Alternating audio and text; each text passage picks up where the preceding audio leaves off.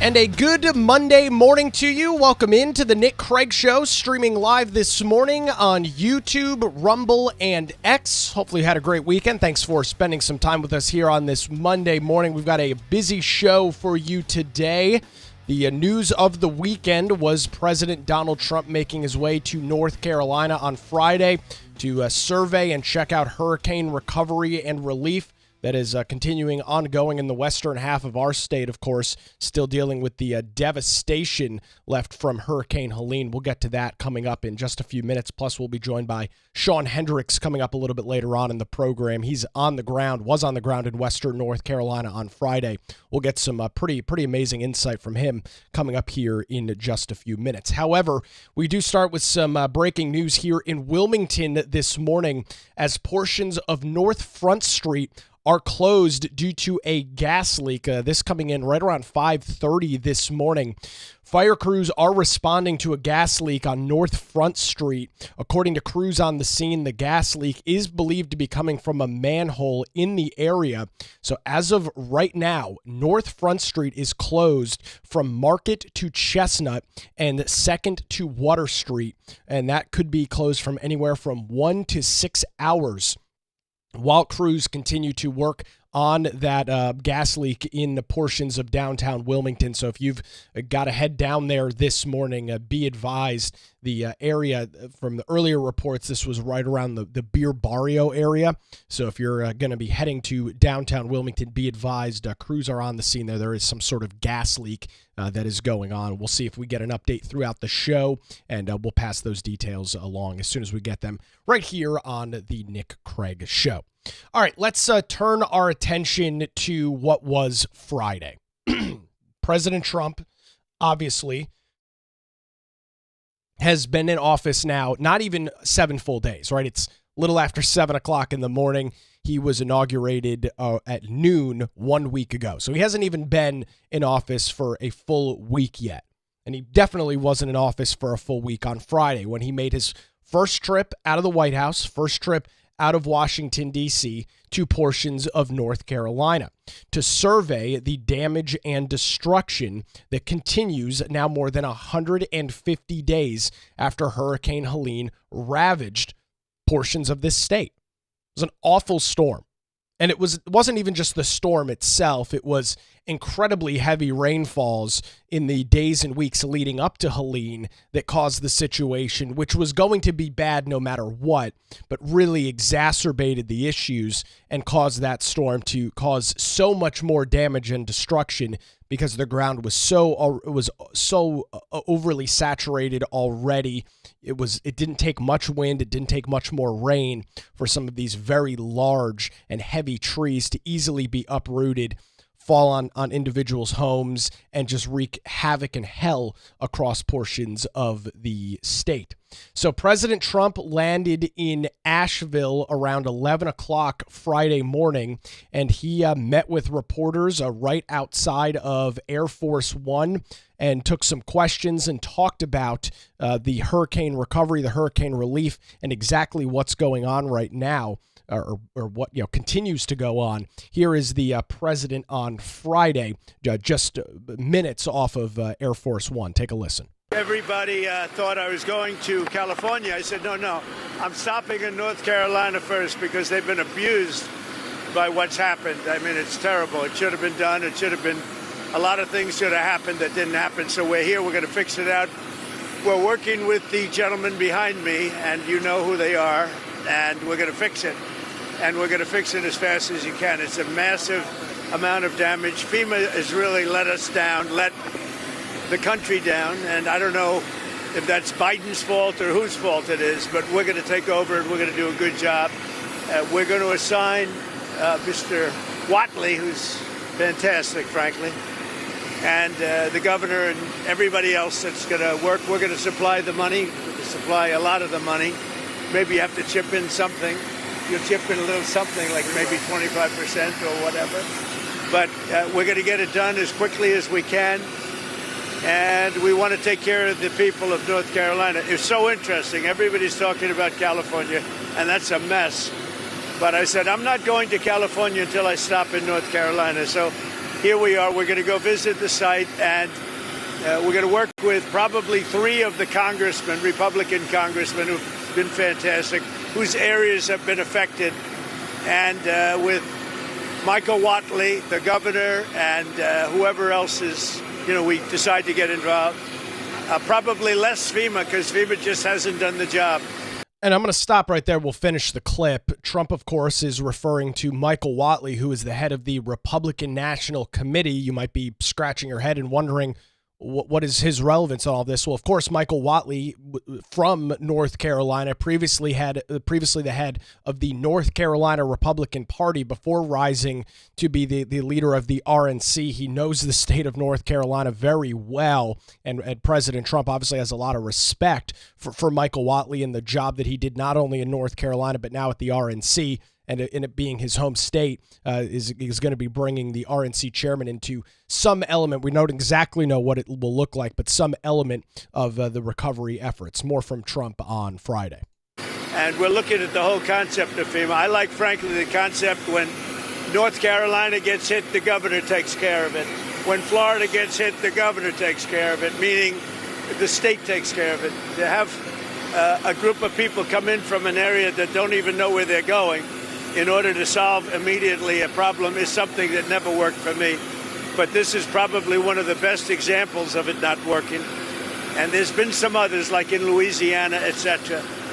So we're going to be doing something on FEMA that I think most people agree. I'd like to see the states take care of disasters. Let the state take care of the tornadoes and the hurricanes and all of the other things that happen. And I think you're going to find it a lot less expensive. You'll do it for less than half, and you're going to get a lot quicker response. So that seems to be the recommendation, but we'll be making that recommendation over the next couple of weeks. So that's Trump in North Carolina on Friday. Now, like many of you, the idea of getting the federal government out of the way for hurricane relief, or really getting the federal government out of the way for literally anything, sounds pretty good. I have really no objections to what the president said there. However, it cannot be lost on us, and we cannot just forget the issues that have taken place in North Carolina under previous Democrat administrations dealing with hurricane relief. We can't just close our eyes, plug our ears, and yell la, la, la, la, la, and forget that this state, North Carolina, has an incredibly checkered past with hurricane relief and recovery. I'll take you to the North Carolina Office of Recovery and Resiliency, a department that was spawned up under previous Governor Roy Cooper, which was tasked with dealing with hurricane relief in the eastern half of the state, dealing with storms Matthew and Florence. Matthew was 2016, Florence was 2018. It's a long time ago. Matthew happened almost a decade ago. So this is something that is, at this point, pretty square in the rearview mirror. Hurricane Matthew did not happen yesterday. Didn't happen 150 days ago like Helene. And the North Carolina Office of Recovery and Resiliency, NCORE, as of right now, as of this morning, is running a $300+ million budget deficit. And there are more than 1,400 families that are still without homes from those storms. So while I agree with the comments from the president, and while the points that he makes in regards to hurricane relief are good, and yes, getting FEMA, getting the federal government out of hurricane relief, at least in the immediate aftermath, and funneling that money to the states and allowing them to handle it, we have to be very careful of that here in North Carolina. We have had some really awful issues in this state due to failed and incompetent leadership here in North Carolina. Governor Roy Cooper and his Department of NCORE, which again, he single-handedly spun up himself. And yes, of course, it's always easy to punch at one political opponent or another. I get it. But NCOR was Roy Cooper's baby. He single-handedly started the department. It was under his watch, his direction. And the former director of NCOR, Laura Hogshead, did an abysmal job of handling the department, and admittedly so. Said in hearing after hearing in front of the General Assembly that, we weren't watching the money as carefully as we should have. We weren't doing this as carefully as we should have been. We probably should have paid more attention to this or more attention to that. So, yes, FEMA is broken. Yes, there are major issues when the federal government comes into a state, comes into an area, doesn't know the geography, doesn't know really anything about it at all, and attempts to lay out or roll out relief or recovery. Yes, there are major issues there, and that needs to be dealt with. But at the same time, states like North Carolina have an awful track record of hurricane relief, and that scares me. Now, Josh Stein has stepped away from NCOR. It's still a department. It's still an agency. It's still under his watch now that Cooper is gone, termed out as governor. However, he's got a new group that he is starting up. Josh Stein has commissioned the Governor's Recovery Office for Western North Carolina, or WNC, which is a group that is going to be responsible for the cleanup in the western half of the state. Now, this is not political at all. And when I say this, I genuinely mean it. I hope and pray that WNC does not commit any of the same fouls, does not commit any of the same mistakes that we saw with NCOR. Because the people of Western North Carolina do not have the time, do not have the ability to wait a decade for hurricane relief, which is unfortunately what folks in the western half of this state, or in the eastern half of the state, have dealt with under previous administrations. I'm not going to shortchange our failures in this state. And it's uniquely a North Carolina issue. When Trump says states should be responsible for relief, he's right. Because the states know what's going on. The states are literally the boots on the ground. They know the geography, they know the area, they know the people. It makes perfect sense. And our neighboring states, like South Carolina, do not have the same issues that we do here. Individuals that were affected by Matthew and Florence in South Carolina have already had their issues solved years ago. It's not an ongoing issue for them.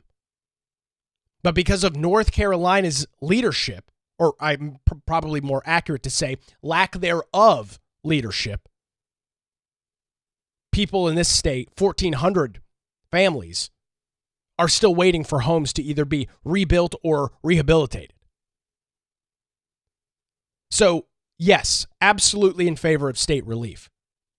But we have to make sure that our state is capable of actually doing it. Because if we just look back at the history books, if we used a somewhat recent example of the state managing hurricane relief, I would say, no, you need to keep FEMA 100% operational in what it's doing. Because the state's even somehow, in some cases, worse at handling these natural disasters than FEMA, which sounds pretty hard to wrap your head around. Sounds like a pretty unbelievable statement, really. The state is worse than the federal government in relief? Well, yeah, if you look at what's going on with NCOR, if you look at what's going on in eastern North Carolina, then yeah. The answer to that would be yes, absolutely. So that was his first right off the bat comments as he got off the plane. Now, a little bit after that, he made his way into a little staging area. It looks like maybe inside of a hangar over at the Asheville Municipal Airport. He didn't fly into the full airport there in Asheville, just a little south of town.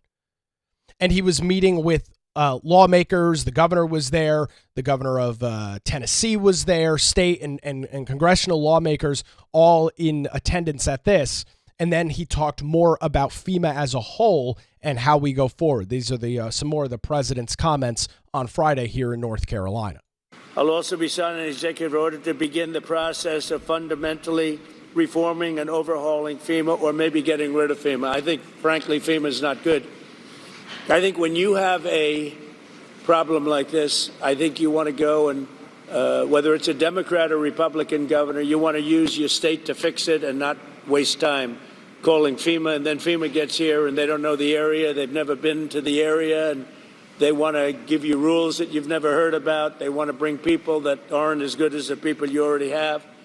And FEMA's turned out to be a disaster.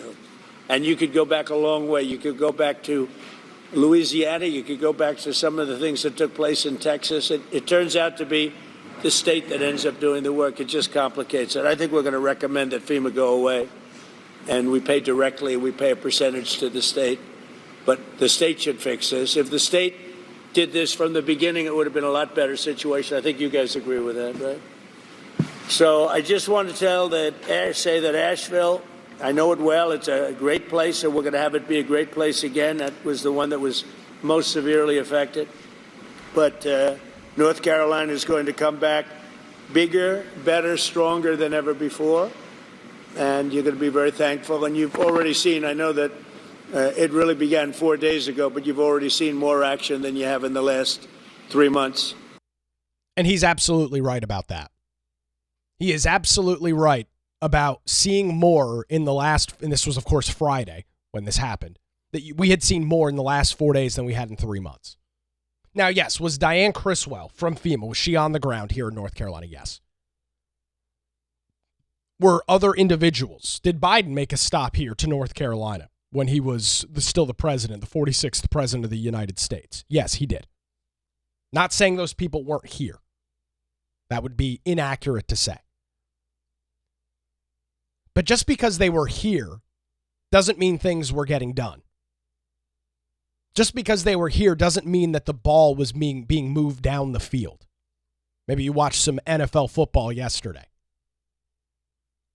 What's the objective? Always be moving the ball down the field. Whether it's 1 yard at a time or 10 yards or 15 chunk plays, you got to keep moving the ball down the field. That's how you win a football game. And in regards to hurricane relief, hurricane recovery, you have to continue to move that ball down the field. And what we've seen from FEMA, what we saw from the previous administration, was a lot of people sitting there twiddling their thumbs. We saw trailers being staged and just sitting vacant at properties in Asheville. Those videos are all over social media. These temporary FEMA structures sitting vacant, all lined up in a row because of bureaucracy and red tape associated with actually getting them deployed, getting those assets available to people that really, really needed them. So just because you're here, just because there are physical beings on the ground, does not mean that things are being done. And that was the issue. And that's been the biggest criticism, or one of the big criticisms of FEMA, and rightfully so. Things are not moving anywhere near as quickly as they should be. This is not the first time that FEMA has dealt with a natural disaster. Yes, the geography is tricky out in the western half of the state. Yes, mountainous areas like that are not used to dealing with hurricanes, are not used to dealing with the massive amount of rainfall and the damage and destruction that we saw. All of that is accurate. But just because it's a tricky situation, just because it's something that FEMA isn't uniquely familiar with that specific kind of geography, I don't think excuses the issues. And the issues are not just the fact that the recovery is slow. Look at the issues with hotel vouchers. We talked about this last week, where you had individuals that did not know whether or not they would have a place to stay 5, 6, 7 o'clock at night. Because on one hand, or one side of their mouth, FEMA's saying, yes, your hotel vouchers are still valid and we're going to extend it. Then on the other side of FEMA's mouth, they're telling the hotel operators, nope, the vouchers aren't good, kick these people out, which is literally what happened. There's posts on Tom Tillis and Ted Budd's X accounts from late at night, 9, 10, 11 o'clock. They're posting information on their X, their social media accounts, talking about how they're fielding calls from individuals that are literally getting kicked out of hotels and having to make frantic phone calls to whoever the hell's in charge over at FEMA, presumably Diane Criswell, the administrator, to figure out what's going on. Because the bureaucracy is too big. Long term, and again, two different parts here. You have short-term recovery, and then you have long-term recovery. Those are two completely different animals. Long-term, FEMA needs to, I tend to agree with President Trump. It either needs to be seriously overhauled or maybe even essentially dismantled, becoming nothing more than an agency that just doles out cash to local municipalities, states, however they decide to structure it. Long term, that's what needs to happen. But in the short term, right now, the immediate need, because that's still the case. I know it was a long time ago. We're talking about late September, actually to the day almost, when the storm affected western North Carolina. It was around the 27th. In the short term, individuals still need help. They still need the temporary shelter assistance, the TSA program that FEMA has. So breaking overnight was the fact that Trump signed an executive order aimed at drastically improving FEMA's efficiency, priority, and competence. And this is great news, of course. Fox News has got the story this morning. It reads as follows. President Donald Trump put the Federal Emergency Management Agency, FEMA, under review on Sunday after signing an executive order aimed at drastically improving the agency's efficiencies, priorities, and competence. Trump's executive order establishes the FEMA Review Council, which will be composed of no more than 20 members and co-chaired by the Secretaries of Homeland Security and Defense. The council is being formed after FEMA's response to Hurricane Helene and other recent disasters showed the need to improve efficiency, priorities, and competence, including evaluating whether FEMA's bureaucracy in disaster response hinders its ability to respond successfully, which I think is a pretty accurate thing to say.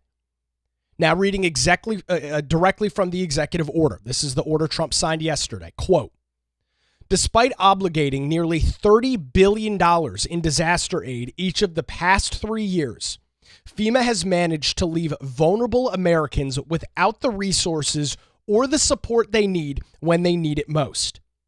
There are serious concerns of political bias in FEMA. Indeed, at least one former FEMA responder has stated that FEMA managers directed her to avoid homes of individuals supporting the campaign of Donald J. Trump for president. The executive order goes on to say, Americans deserve an immediate, effective, and impartial response to and recovery from disasters. FEMA therefore requires a full-scale review by individuals highly experienced at effective disaster response and recovery, who shall recommend to the president improvements or structural changes to promote the national interest and enable national resiliency. That sounds pretty realistic to me. The proof is in the pudding with FEMA, unfortunately.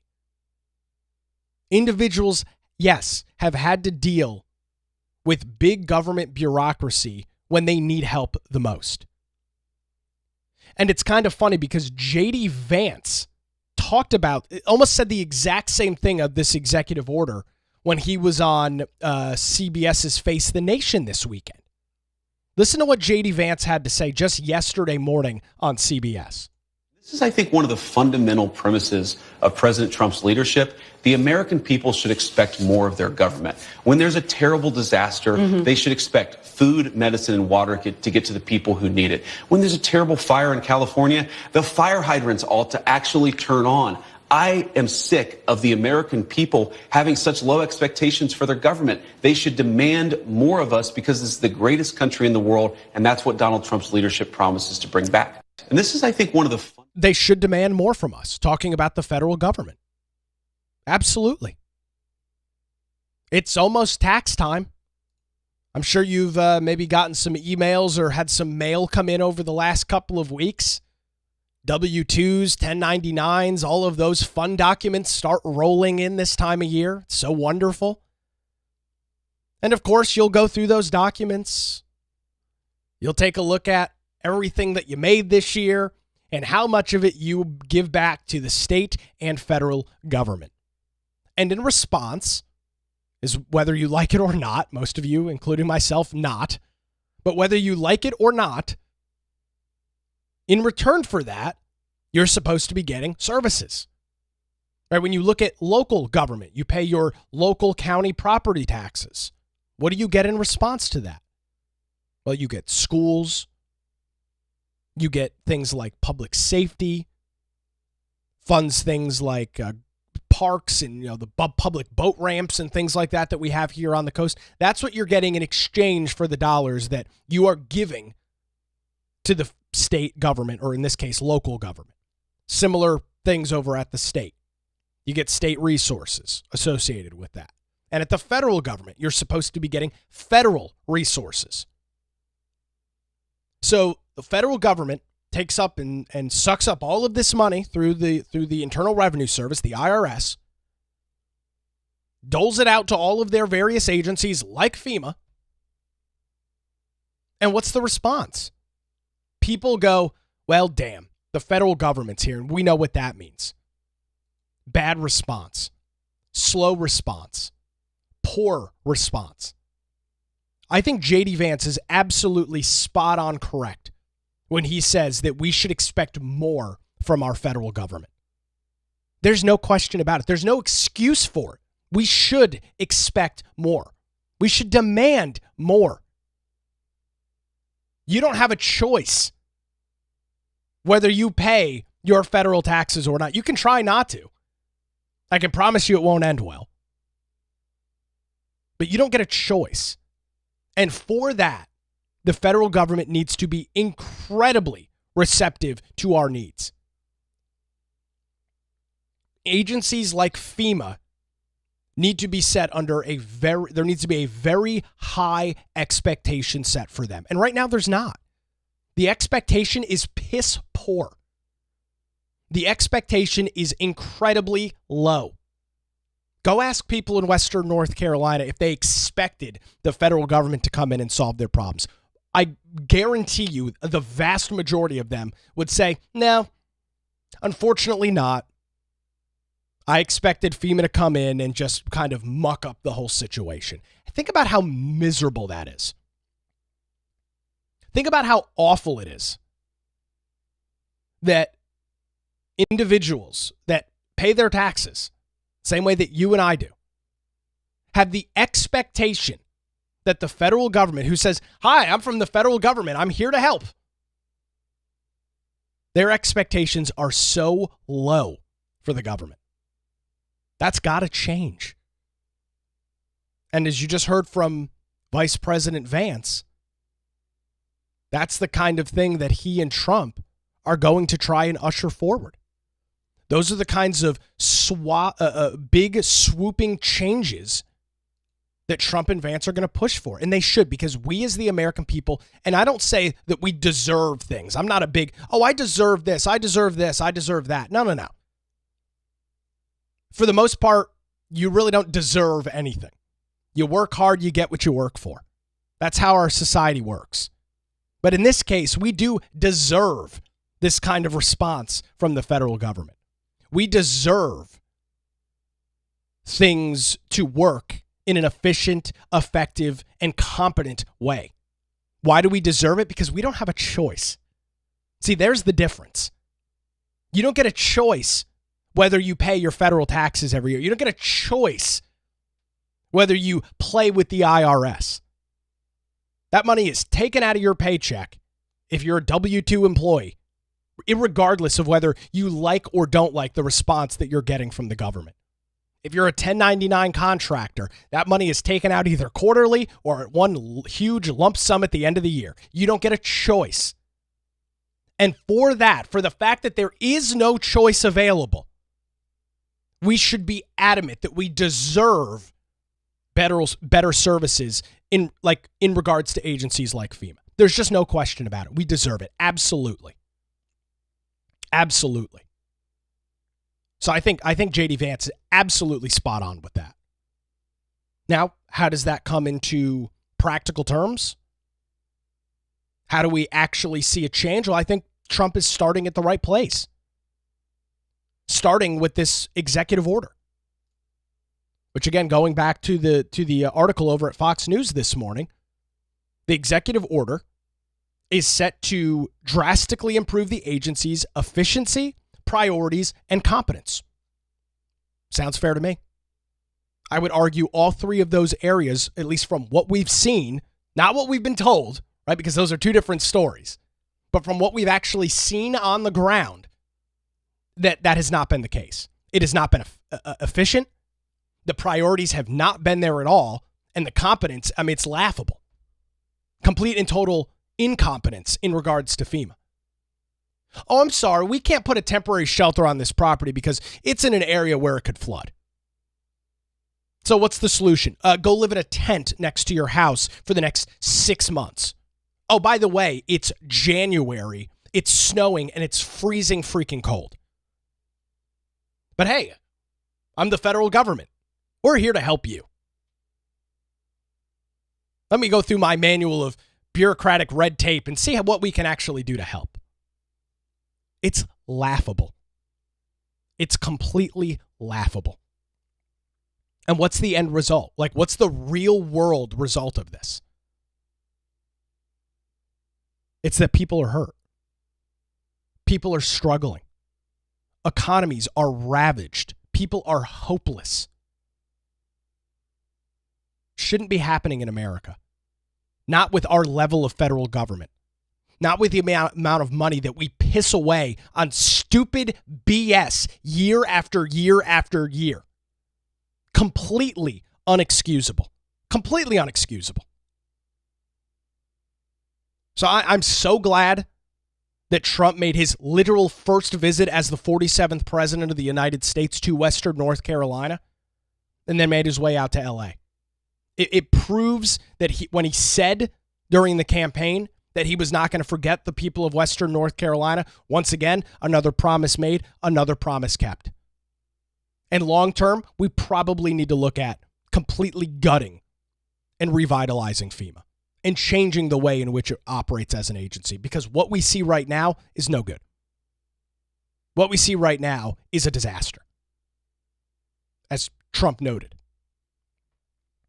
I want to remind you, if you want to get some additional content, including daily show notes and access to our monthly hangout, we'll be doing a Zoom call a little bit later on this week. Do kind of a roundtable political discussion. We'll be chatting with our various patrons. That's not going to be available on YouTube, X, or Rumble. It's just going to be for those that subscribe to the Patreon over at patreon.com/Nick Craig. You can sign up there. There's a couple of tiers available, $5 and $10 a month.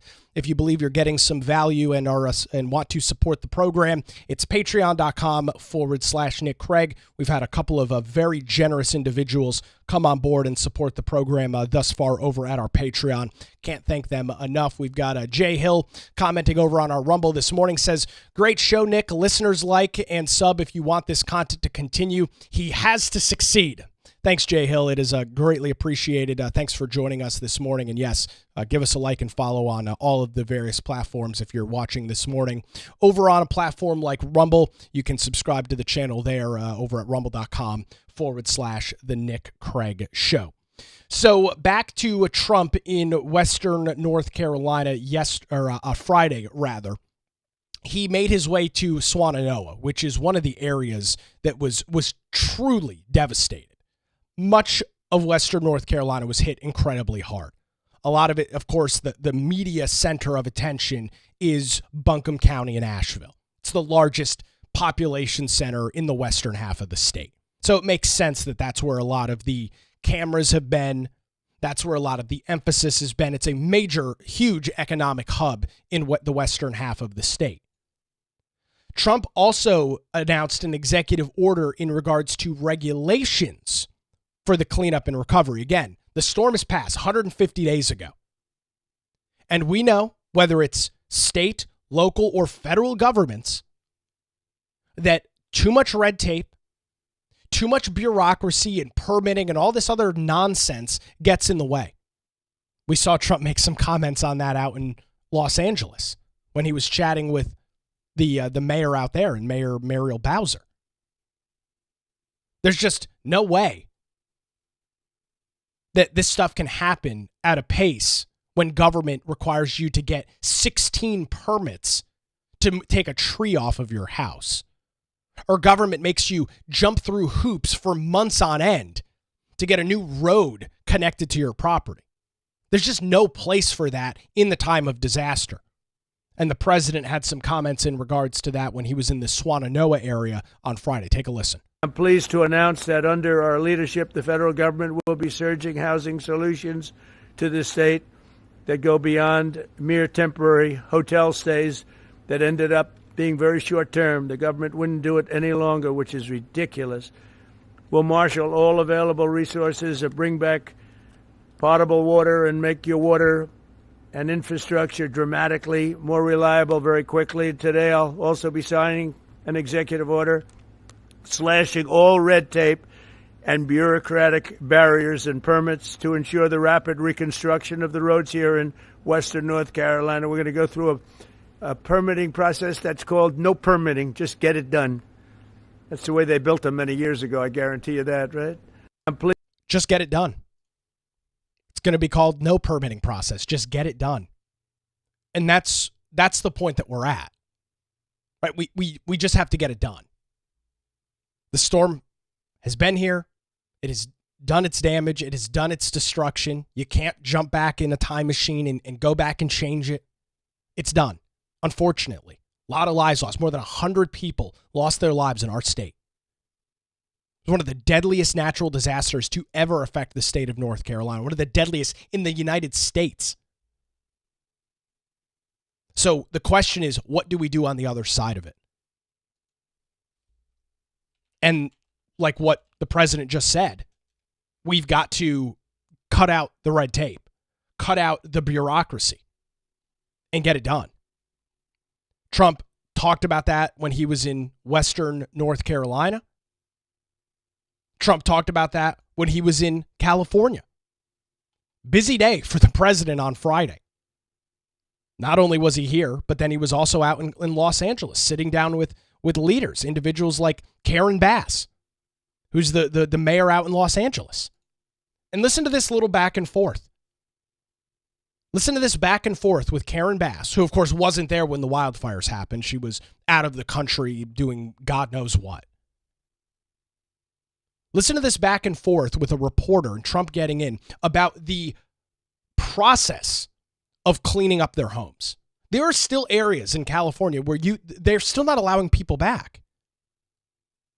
There's a guy on YouTube that I watch. He's a tech YouTuber. He lost his home, completely burned to the ground in Los Angeles, but he's got a separate office. Has still not been back to his office. It's the only his only possessions that he has left are at this office, and he's still not allowed back because of the bureaucracy, because of the red tape. This is a very, very good exchange back and forth in Los Angeles. Take a listen. We're bringing our city departments together so that people don't get caught in the loop of going from one room to the next. We want them all to be in the same room so that you can get busy rebuilding ASAP. Absolutely. Yes. Yes. And we will clear the lots, absolutely, in the city and in the county. We are working together. Both levels of government are working in unity. Not 18 months? Is it like that's the answer that we got, and that's what we're all hanging on? Yes. So if you're telling us now faster, is it 6 months? Is it, I mean, all of our lives, rents, all this stuff is weighing on this. 6 months is no good. And the number one thing that we are going to do immediately, and you will see this happen, is to clear out the debris. And we're concerned right now over the weekend because of the potential rain, but we are going to move as fast as we can, but we want you to be safe, and we want you to be back in your homes immediately. But the people are willing to clean out their own debris. It doesn't cost a lot. Yes, and they can. You should let them do it, because by the time you hire contractors, it's going to be 2 years. If a family... The people are willing to get a dumpster. And by the I just got to cut Trump off here, and then we'll continue it. Trump is so beside himself with this. He's like, what the hell is your issue? People can hire... Let's be honest about this. We're talking about the Pacific Palisades in California. Many of those individuals, not all of them, but many of those individuals are more than capable of hiring private cleanup crews to get their land cleared so they can begin the process of rebuilding. But because of big government regulation in California, they're not allowed to do it. And Trump's like, what the hell has to happen so that you guys get out of the way so these people can get back to their lives? And do it themselves and clean it out. And they can. There's not that much left. It's all incinerated. That's right. And, it's just going to take a long time if you do. You can do some of it, but a lot of these people, I know that guy right there that's talking. I know my people. You'll be on that thing tonight, throwing the stuff away, and your site it'll look perfect within 24 hours, and that's what he wants to do. He doesn't want to wait around for 7 months till the city hires some demolition contract that's going to charge him $25,000 to do his lot. Yeah. I think you have emergency powers just like I do, and I'm exercising my emergency powers. You have to exercise them also. I did exercise them. Because I looked, you have a very powerful emergency power, and you can do everything within 24 hours. Yes. And if individuals want to clear out their property, they can. Well, yes, but you know that you will be able to go back soon. Mr. President. We think within a week. That's a long time, a week. I'll be honest. To me, everyone's standing in front of their house. They want to go to work, and they're not allowed to do it. And the most important thing is for people to be safe. See, this whole the most important people to be safe, I'm sorry. Yes, that is true. Obviously, the government does not want to put their citizens in a position where they're not safe, where they travel back to an area that's not safe. But we're talking about some of these houses burned down like 3 weeks ago. Some of these houses have been incinerated 3 weeks ago. There's no more fire. Yes, is there debris? Yes. Could there be sharp metal and other things in that debris that's dangerous? Yes. But Trump's like, again, why can't they get back today? Why couldn't they get back 2 weeks ago? The fire threat, at least in most of these areas, not all, but in most of these areas, is said and done with. Trump is it seems like he's losing his mind. He cannot wrap his head around why this is taking so long because it's completely illogical. They're safe. They're safe. You know what? They're not safe. They're not safe now. They're going to be much safer. A week is actually a long time, the way I look at it. I watched hundreds of people standing in front of their lots, and they're not allowed to go in. It's all burned. It's gone. It's done. Nothing's going to happen to it. It's not going to burn anymore. There's nothing to burn. There's almost nothing to burn. And they want to go in. The people are all over the place. They're standing, and they say, why aren't you going in? We're trying to get a permit. And the permit's going to take them, everybody said 18 months. You said 18 months. You said 18 months. That was last night. And that was last night. On that. 18 months to clear the lot. We can't even see our... What you're hearing from the reporters is they were told, so this would have been Thursday night. They were told Thursday night, 18 months to clear a lot. 18 months to clear a lot. Right now, we are blocked from entering our streets. Right. We can't even... This is our first time we saw our house. It was yesterday. Oh, man. Oh, man, oh, man, oh, man.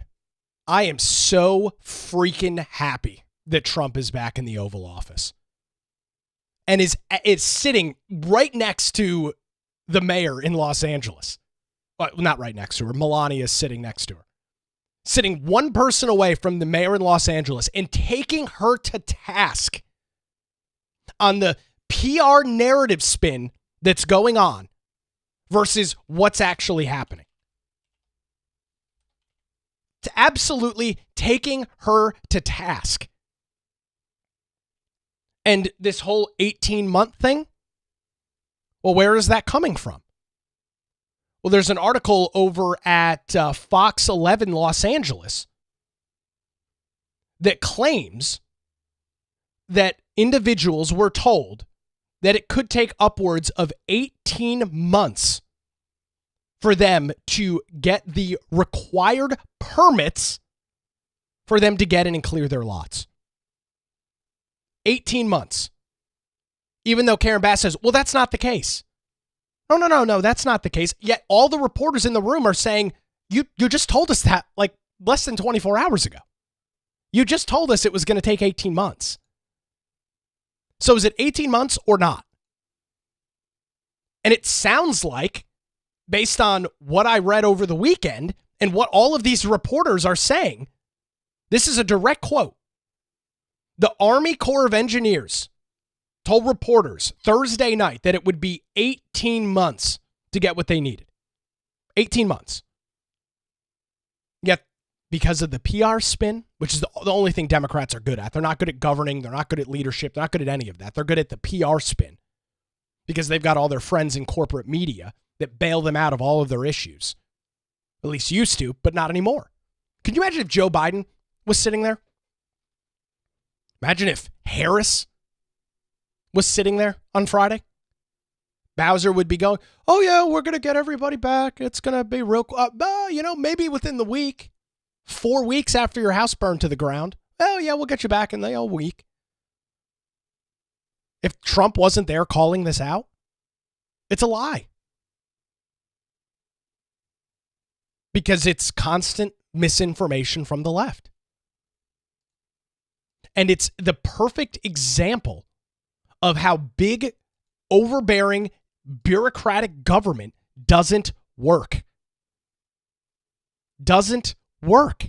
Case and point. You heard from one of the reporters right there at the end. It's the first time they were able to see their homes. These houses burned down 3 weeks ago. What safety concern? I get it.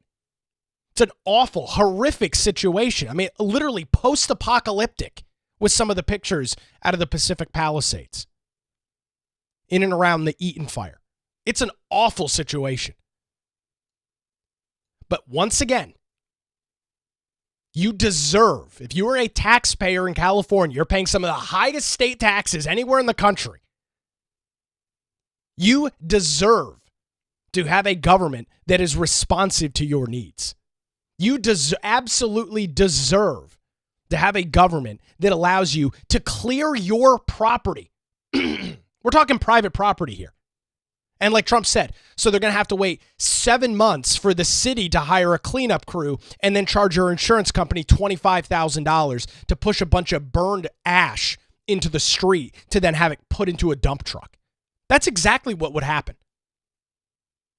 I hope Trump continues to flex his muscle over California because it's the only way any of these people will ever be able to rebuild their properties. It's the only way that these individuals will ever see relief. If we believe the nonsense coming out of Karen Bass's mouth, these people will never be able to rebuild their homes. Never. Literally never. Most of these homes are from the 60s. You know how much the California building code has changed since then? It's literally never going to happen.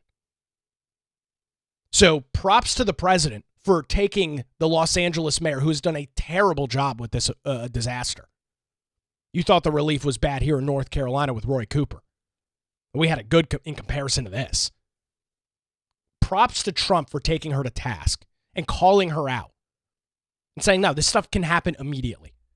You know, it's funny. I was watching Fox News Friday when Trump was about to land or had already landed in North Carolina, and Trey Gowdy was on. And Trey Gowdy was mentioning he lives in northern South Carolina, like probably north of the Greenville area, I think is what he said. And he was talking about Helene. Of course, it hit that area. He said he lives about an hour south of Asheville.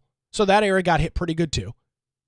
And he talked about hiring a private tree company to come in and clear the trees on his property. Because that's what's happening in Western North Carolina. People are hiring private companies to get the work done so they can start the process of working with their insurance company to get their homes back. That's what's going on. That's what needs to happen. Yet they're not allowed to do that in Los Angeles because of the overarching government control. It's a disgrace. But unfortunately, ladies and gentlemen, I can't say it's surprising or shocking. I expect exactly this kind of response from Los Angeles. I expect exactly this kind of response from the People's Republic of California. Ineptness and complete and total incompetence. It's a really sad event. It's sad in both places. It's sad in Western North Carolina. It's sad in Southern California. Government has miserably failed these individuals all over the board. State, local, federal, it doesn't matter. It's been a failure on so many different levels. We not only need to expect more, we need to demand more out of our government. Again, we don't have a choice. You don't get to choose whether you pay your property taxes or your state income tax or your federal tax. That money is taken away from you, and in exchange, you get piss poor government services. No more. This stuff's got to change. I want to remind you that you can take the show with you 24/7, 365 by checking out the Nick Craig Show via podcast. If you can't join us live, weekday mornings on YouTube, Rumble, and X, I encourage you to head on over to your favorite podcast app. Search for the Nick Craig Show, and if your store or the place you listen allows you to rate the program, give us a 5-star rating if you'd like. If you're enjoying the show and believe you're getting some good content, it's available 24/7 in your favorite podcast app or by visiting the website nickcraig.com. We're going to take a quick break. On the other side, Shawn Hendrix will join us. He has spent some time. He was in Western North Carolina on Friday when Trump was there. We'll get a true on-the-ground report from him, how we go forward with agencies like FEMA coming up after this. You're listening to The Nick Craig Show, streaming live this morning on YouTube, Rumble, and X.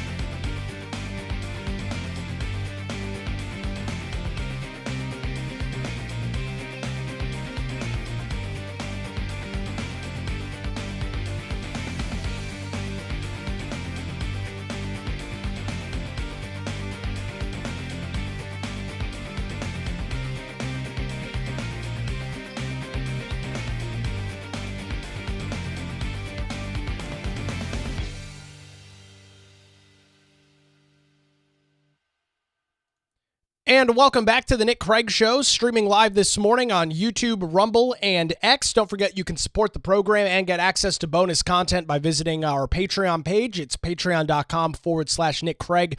We'll be announcing a little bit later on today our first Zoom call hangout of the month. That's one of the bonus perks that you get for subscribing to the show over on Patreon. Stay tuned for that. It's patreon.com/Nick Craig. And again, appreciate all of those that have come aboard and supported us with this venture. It's kind of tricky breaking away from the corporate media landscape, but greatly appreciate those folks over at patreon.com/Nick Craig. As we've continued our conversation this morning about Trump's visit out in Western North Carolina on Friday, his first visit since being back in the Oval Office, it's my pleasure to welcome Shawn Hendrix to the Nick Craig Show this morning. Shawn is a very prominent individual on social media, influencer over on X. He also runs Operation Shelter. Shawn, thanks for the time this morning. You were posting while Trump was out in parts of the Asheville area on Friday. First, give us assess the situation now. We're talking about a hurricane from late September of last year. Assess the current situation on the ground in Asheville as you've been encountering and seeing it. I mean, there hasn't much been changed since 4 months ago. We've got the roads clear. It's just still so much. They say 4% of cleanup has happened so far. Over 4 months, if you do the math, I mean, we're talking years before we can clean the roads up. So, and I get it's a big project, but my point is there's nothing happening, right? The cleanup's just not happening. So people are like, oh, it takes time. Well, it takes forever if it doesn't start. And unless you're privately paying for it, it's just not happening. And this is the river basins, where the tourism comes in. There's trash in the trees. There's semi trucks in the river. There's shipping containers in the river. People aren't going to pay to kayak around trash and semi trucks. So we really need this cleaned up fast to save the economy. Asheville can't miss a year of tourism. People will just stop coming back. Once you make a trip somewhere else, that's going to become the place you go to next year. So, I mean, that's just where we're at. It's a dire need. Obviously, things have been very slow in regards, as you're talking about, with some of these efforts. There's been an incredible amount of scrutiny on FEMA, the Federal Emergency Management Agency, and other members and levers of the federal government under the previous administration. Trump's in the Oval Office 1 week ago on Monday. Here he is just a couple of days after that, making his way to Western North Carolina. Shawn, the words sound good. We might get rid of FEMA. We might restructure it. The reality is, people on the ground still really need a lot of help in the short term. What do some of those actions look like? Has Trump actually had an effect on the restoration, the recovery efforts, and some of the help that is still needed out west? The Trump effect right now is people have hope.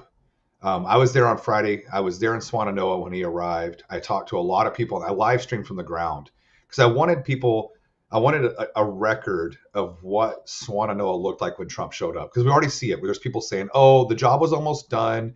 Trump's coming in taking credit. It's just not true. And when I talked to people on the ground, the word I kept hearing was hope. It's finally going to get fixed. And then we're talking about people who, I had some guy tell me, I can't believe I'm happy to see Trump. Right? Wow. This isn't just a bunch of Trump fans. These are people who are desperate for any help. They're like, I don't care. I had one guy tell me, he goes, Hamas could bring me money. I would take it because I need it. He's just basically what he's saying is like, I don't care where the help comes from. And so hope is back. And there's been so much stress with this situation. And so to finally have some hope is helping people's mental health. The other thing is FEMA immediately extended the rooms till March or May. I can't remember which one it is. But it's long enough that we're in Operation Shelter. We're not in crisis mode. We're taking calls at 4 o'clock in the morning where people are trying to get shelter. Or they're finding out at 11 in the morning they're getting kicked out of their hotel with 3 kids and it's 14 degrees outside. So FEMA immediately extended those. Was that Trump? I don't know, but he's their new boss, and now they're doing what they're telling them to. So that's the big change. I think that's one of the things that's been so shocking to me through this entire process. I think everybody listening this morning understands, especially at the federal level, government doesn't move in a very fast or efficient manner. That's not anything new. However, to watch individuals, as you're reporting and noting, literally not know if they're going to have a hotel room the next night because FEMA continues to move the ball as to what the deadline is for hotel vouchers seems completely inexcusable. Even the slowest and most bureaucratic form of government should be able to figure that out, but seemingly they couldn't. Yeah, I mean, imagine it's 5:30 at night. It's 10 degrees outside. You get you and your three kids in the hotel room, and you find out at 5:30 the night before you're getting kicked out that you have shelter. Like that's an insane amount of stress on somebody. And you're living in a hotel, you're already under an insane amount of stress. And I don't understand why we didn't do this 3 months ago. We put people through hell when we could have just flipped a switch and done it till March or May. No laws changed, no congressional hearings, like nothing changed other than FEMA just doing what they were supposed to do. And I know people keep saying, oh, FEMA's not supposed to be cleanups, FEMA's not supposed to be first responders. That's not what we're talking about. We're talking about temporary shelter that FEMA's known for doing, and you're rug pulling them every 3 days. I think that was the biggest frustration, is just like you could have done it the whole time and you waited till Trump got in office. I just don't understand why.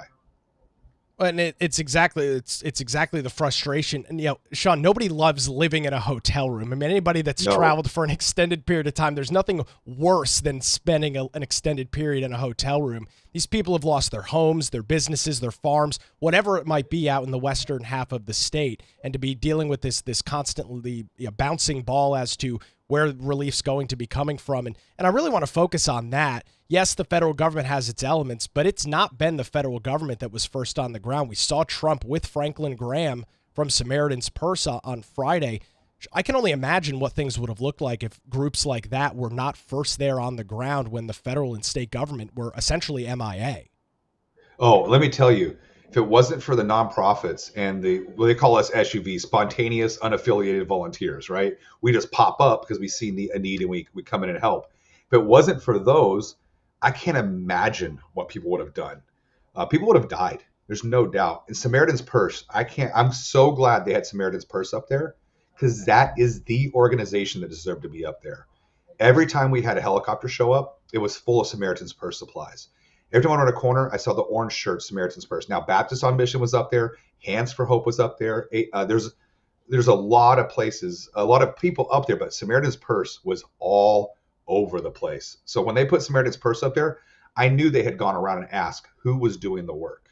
We're a fraction of the size of Samaritan's Purse. A microscopic fraction. And we did what we could do. And a lot of people like us just did their piece. And that made a huge difference. Let's look at the roadmap going forward. The storm at this point, again, late September when it affected the area, as we're about to wrap up the month of January, the new year, head into February.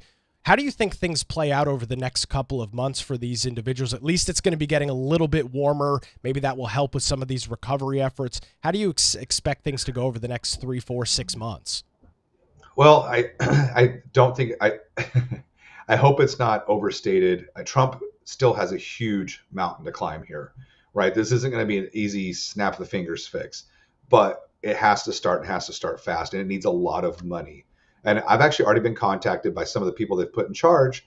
So they're reaching out to us that are on the ground to say, how do we do this?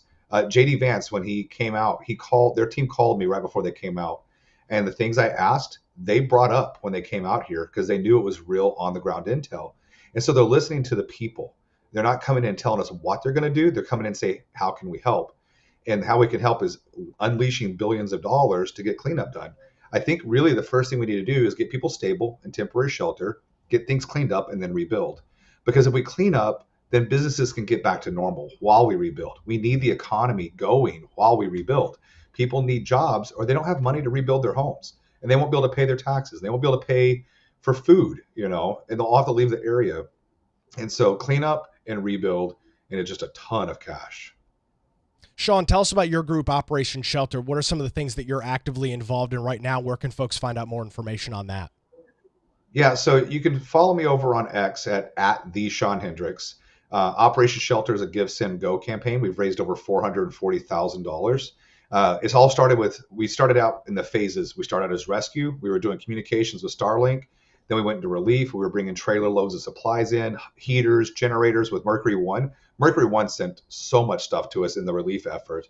And then now, finally, since FEMA's extended the hotels, Operation Shelter has fully moved into the rebuild phase.